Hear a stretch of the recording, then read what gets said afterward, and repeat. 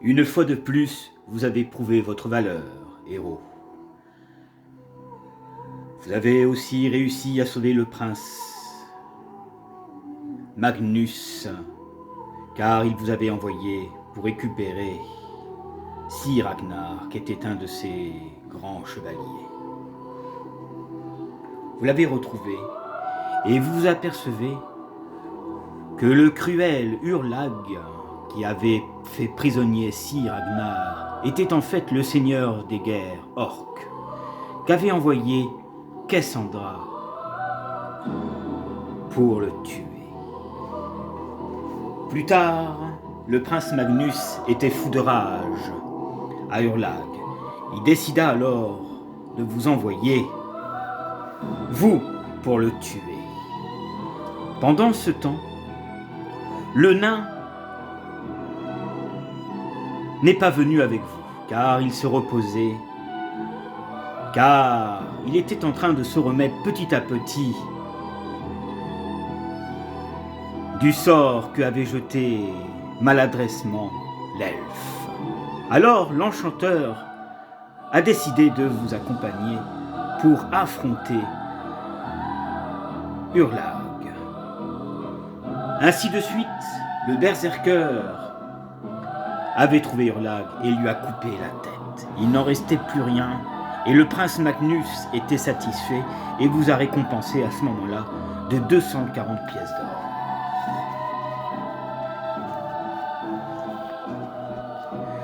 Pendant ce temps, les combats faisaient rage à l'extérieur et beaucoup d'hommes périssaient.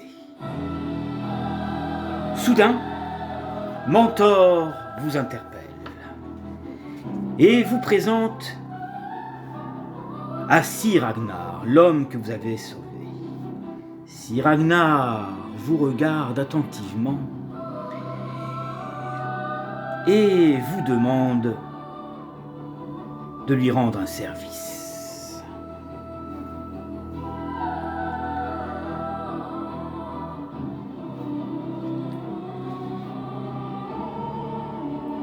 Mentor, grogne Ragnar, je sens l'odeur de ce vieux grimoire d'ici. M'as-tu emmené mes renforts ? Le guerrier se tourne vers vous et tape bruyamment dans ses mains. Héros, soyez le bienvenu. Pas de temps à perdre. J'ai envoyé mes éclaireurs au fort de frontières en ruine, d'Engunden, et je n'ai plus eu de leurs nouvelles depuis. Je vous demande, s'il vous plaît, d'aller voir ce qui s'est passé. Je n'ai guère de choses à vous donner pour vous aider dans votre périple. Mais soyez très prudents.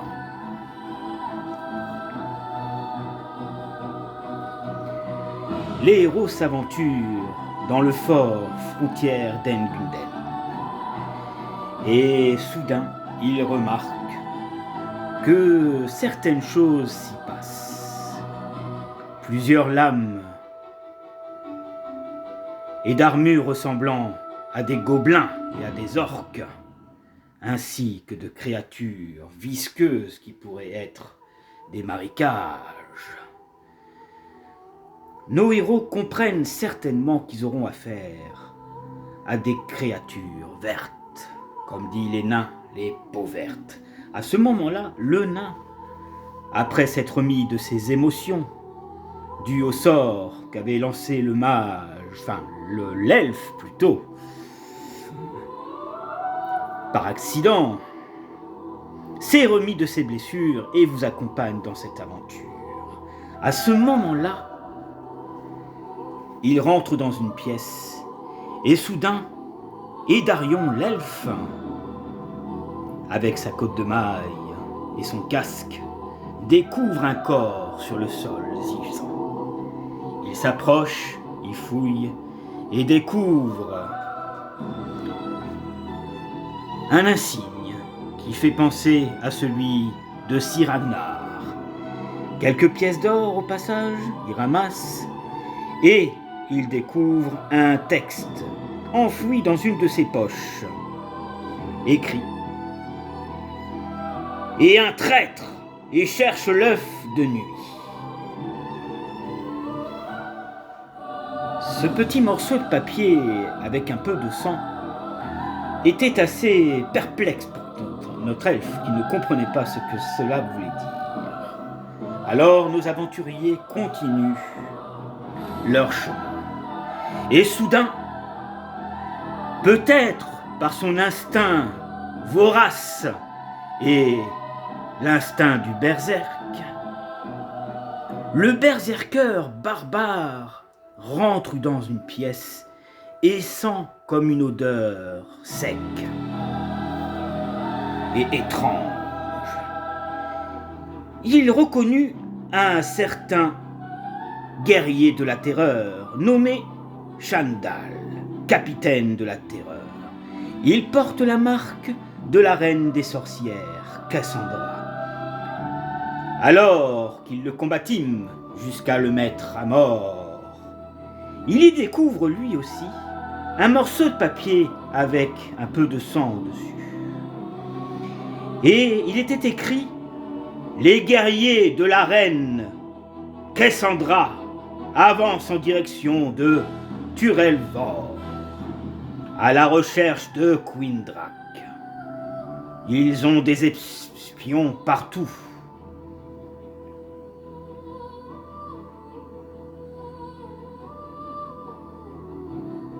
Et notre découverte nous fait courir un grave danger. Voici le message qui était écrit sur ce papier. Apparemment, ce sont les dernières paroles d'un éclaireur de Sir Ragnar.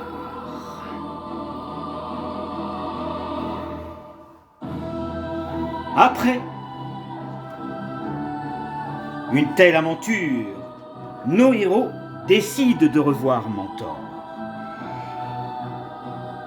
Mais entre-temps, ils réfléchissèrent à quelque chose. Ils avaient entendu parler, bien avant qu'ils rentrent dans l'aventure, d'une ville où des choses étranges se passèrent. Ça les intriguait un peu, mais il y avait de l'hésitation dans le groupe. Alors, ils décident quand même de voir Mentor et de lui exposer ce qu'ils avaient trouvé. Mentor examine le fragment de parchemin que vous avez trouvé dans la poche de l'éclaireur tombé au combat. Il sourcille froncé et lit « Un traître, un œuf de nuit !» lit-il, secoua la tête. « J'ai parcouru tous les pages de l'Oretum et il n'y a aucune mention d'un tel œuf. » Ragnar le regarde et s'adresse à lui. « Allons !» Il échappe un petit grognement. « Pour de moins disgracieux, mon cher Mentor, il est peut-être temps de ranger ce vieux grimoire moisi. » Mentor le regarde dans les yeux et lui dit à ce moment-là « Surveillez votre langage, Seigneur Ragnar. » Mentor grognement, un ton agacé auquel vous n'étiez pas habitué à l'écouter. Il se tourne vers vous et dit « Mes vaillants héros, je pense que votre prochaine destination devra être Turelvor. Je n'ai rien trouvé sur l'œuf. Mais le livre mentionne Quindrak, un horrible occultiste de la terreur. Là-bas, vous découvrirez peut-être pourquoi il s'intéresse à la reine Cassandra. Peut-être que vous aurez la réponse à votre question. Mais j'ai quand même une petite histoire à vous raconter. Cette histoire date de la lignée divine des écailles. Cette histoire peut-être vous aidera à mieux comprendre ce qui peut se passer dans vos aventures et dans votre périple. Laissez-moi la compter avec vous, Méo. Et ensuite, je vous laisserai partir.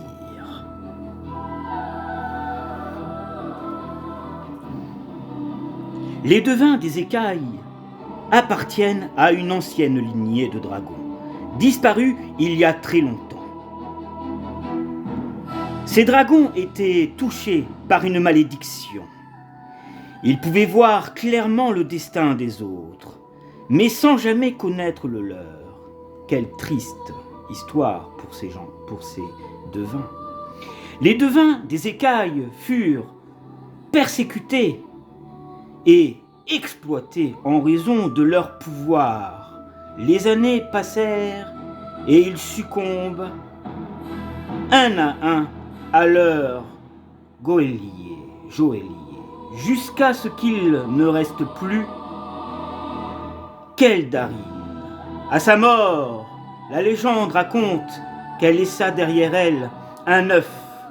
La légende de l'œuf des devins des écailles fut racontée pendant des centaines et des centaines d'années et de décennies, mais sans jamais avoir la preuve et prouver que ces œufs existent. Du moins, jusqu'à qu'il y a quelques années, au fin fond des montagnes, dans les anciennes halles de Tulvor, Quindrec, l'occultiste, voyageait pour mourir ses grandes ambitions. Donc nourrir ses grandes ambitions. Il cherche à apprendre la maîtrise d'un feu nain ancestral, qui lui permettrait d'alimenter des sorts de la terreur. Mais il découvrit un pouvoir sans limite, l'œuf des devins des écailles, et c'est sans limite. Et c'est ainsi que Quindrec commence à maîtriser l'art de la synchronoforme, une pratique de la terreur qui permet à son utilisateur de fusionner avec une autre créature en adoptant sa forme, en drainant ses forces vitales. Pour chaque nouvelle forme, l'essence de la créature doit être lentement absorbée. Selon la créature, cela peut prendre des années. Des rumeurs, des expériences enfiévrées de Quindrec arrivent très vite aux oreilles de Cassandra, la reine sorcière, qui s'amusa de ces tentatives grotesques de prise de pouvoir. Elle s'est fidèlement se moquer de lui et surtout le ridiculiser, finissant par le bannir des ruines de Kalos. Quindrec, bien que blessé par ces outrages, n'éprouva aucun remords durant son exil, car il avait toujours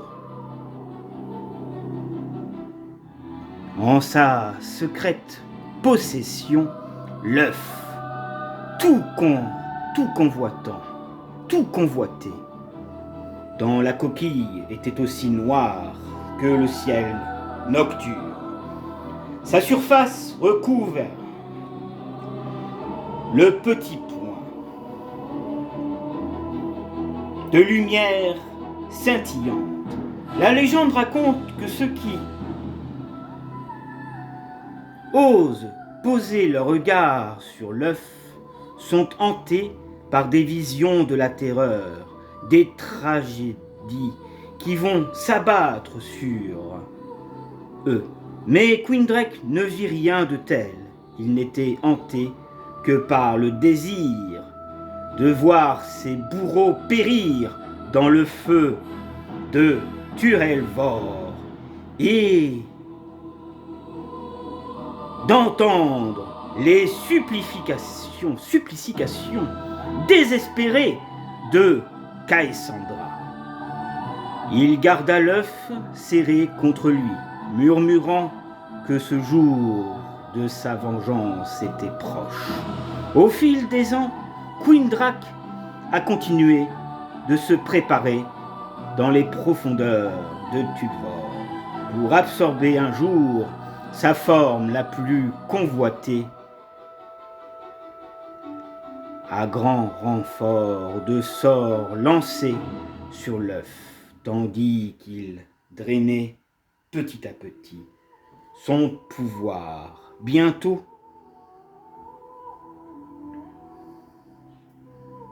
l'entendons parfois murmurer quelques mots étranges et un dialecte inconnu jusque-là. Voilà, mes héros, vous connaissez plus ou moins l'histoire. À vous de faire un choix. Souhaitez-vous partir dans cette ville où des choses étranges se passent, ou allez-vous nous donner un coup de main pour savoir exactement ce qui se passe dans l'occultiste de Turalvor?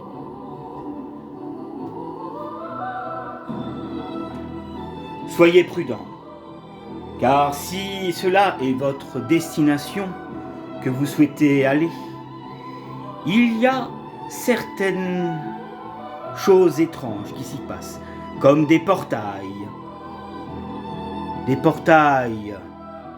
de couleur noire, étranges, qui peuvent vous emmener dans des endroits auxquels vous n'êtes pas sûr de vous en sortir. Mais faites attention, car je sens bien que Morcar, alias Zargon, risque de prendre plaisir à vous anéantir. Soyez prudents, héros, et prenez garde.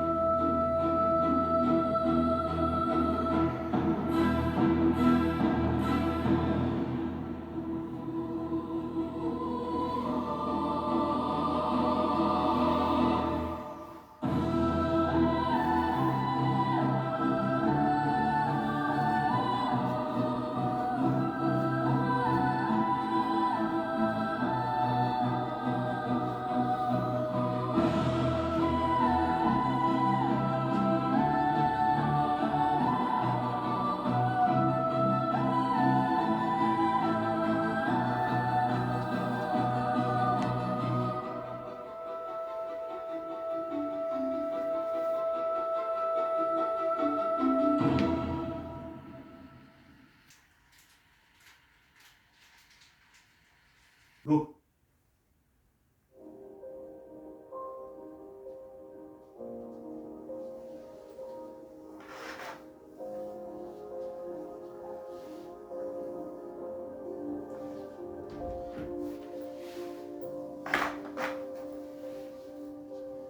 Et bonsoir mes amis, bonsoir mes abonnés, bonsoir à la compagnie de Dédé. Donc cette introduction est la suite des événements que nous faisons avec la campagne de Voltis, qui, comme vous pouvez voir, HeroQuest première lueur.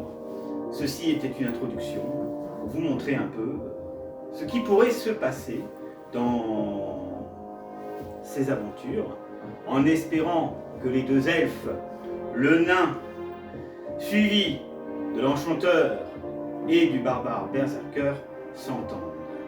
Car depuis quelque temps, diverses choses se passent entre eux. Mais bon, jusqu'ici, ils ont toujours réussi à sortir de leur zone. Mais Argon, alias Morcar, a toujours un œil sur eux. Prenez garde, car il est très malin et sournois. À bientôt pour une prochaine vidéo.